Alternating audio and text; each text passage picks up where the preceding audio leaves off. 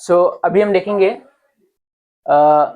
Flow chart to check even and odd number from a list of number. मतलब हमारे पास एक number का list है, ठीक है, उसमें कौन सा नंबर ऑड है और कौन सा नंबर इवन है, ये हमें चेक करना है, ठीक है।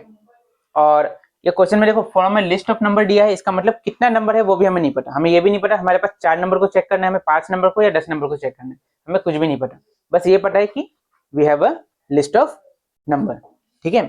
तो हमें क्या चेक करना है कि वो नंबर ऑड है या इवन है। तो पहले ये बताओ ऑड नंबर कैसे मालूम चलता है और इवन नंबर कैसे मालूम चलता है। कैसे मालूम चलेगा कि कोई एक नंबर ऑड है या एक नंबर इवन है। जैसे फॉर एग्जांपल मान लो यहाँ पे लिखा है 5, अब ये ऑड है कि इवन है। ऑड है, ऑड है, ऑड ही है, ठीक है। तो ये नंबर है अपना ऑड नंबर। कैसे मालूम चला कि ये नंबर ऑड है, कैसे मालूम चला ये नंबर ऑड है, क्योंकि ये 2 से डिवाइड नहीं होता। 17 ये नंबर ऑड है कि इवन है। ऑड, क्यों ऑड है, क्योंकि ये 2 से डिवाइड नहीं होता। उसी तरह 20 ये क्या है, इवन है ना, क्यों, क्योंकि ये 2 से डिवाइड हो जाता है। तो समझ में आया, जो नंबर 2 से डिवाइड होगा वो इवन और जो 2 से डिवाइड नहीं होगा वो ऑड। यहाँ तक सबका क्लियर है। अब देखो सबसे पहले हमने प्रोग्राम को स्टार्ट किया, ठीक है। प्रोग्राम को स्टार्ट करने के बाद हमने उनसे पूछा, यूजर से पूछा कि enter how many number you have. मतलब तुम्हारे पास जो लिस्ट है वो, जैसे मान लो उसके पास एक लंबा चौड़ा लिस्ट है, ठीक है, लिस्ट में अलग अलग नंबर दिए, यहाँ पे एक नंबर है, यहाँ, ठीक है। अब तुम्हारे पास जो लिस्ट है उसमें कितना नंबर है तुम्हारे पास, ठीक है।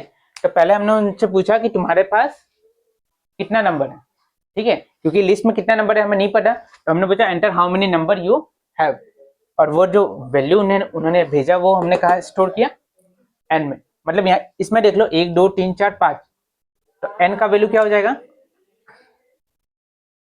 एन का वैल्यू 5 हो जाएगा। मतलब समझ में आ रहा है कि उस यूजर के पास कितना नंबर है पहले हमने वो पूछ लिया।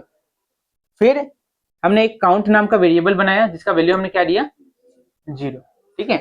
अब हमने क्या किया, यहाँ पे एक कंडीशन लगा दिया। हमने ये चेक किया कि क्या count is smaller than n, मतलब काउंट का वैल्यू क्या एन से छोटा है, हाँ या ना। काउंट का वैल्यू क्या था, 0, ठीक है। अच्छा एक और चीज यहाँ पे लिखना, यहाँ पे एक लाइन ऐड कर लेना तुम लोग, इसके बाद से ये लिखना, ये रेक्टेंगल बॉक्स में डालना, हाँ,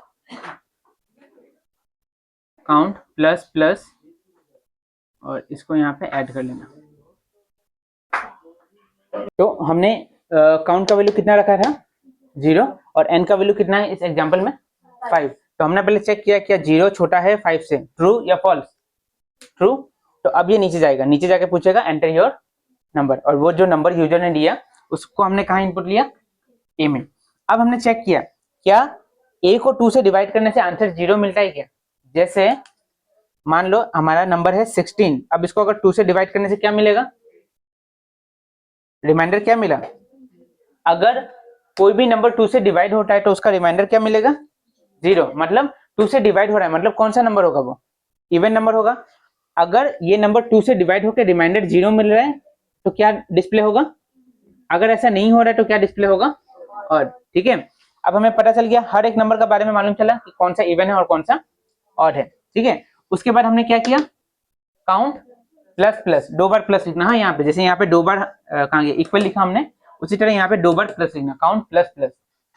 इससे क्या होगा, काउंट का वैल्यू प्लस हो जाएगा। मतलब देखो अभी काउंट का वैल्यू क्या था, काउंट का वैल्यू 0 था ना, अभी काउंट प्लस प्लस होने का कारण क्या हो गया, काउंट का वैल्यू 0 से हट के क्या हो गया, 1 बन गया, ठीक है। तो काउंट का वैल्यू 1 हुआ। अब वापस उसके बाद प्रोग्राम कहाँ पे आया, इस लाइन पे आया। वापस ये चेक करेगा काउंट क्या छोटा है एन से, मतलब 1 छोटा है क्या 5 से, ट्रू या फॉल्स, ट्रू। वापस नीचे जाएगा। ऐसे करके ये कब तक लूप चलेगा, देखो 0 के लिए एक बार चलेगा, 1 के लिए चलेगा, 2 के लिए, 3 के लिए और 4 के लिए। मतलब कितना टाइम चला, ये लूप 5 टाइम चलेगा ना। 5 टाइम चलने के बाद से क्या होगा, कंडीशन खुद ब खुद फॉल्स। समझ में नहीं आ रहा है। तो ये 5 बार चलने के बाद कंडीशन फॉल्स, और हमें 5 बार ही चेक करना था यहाँ पे।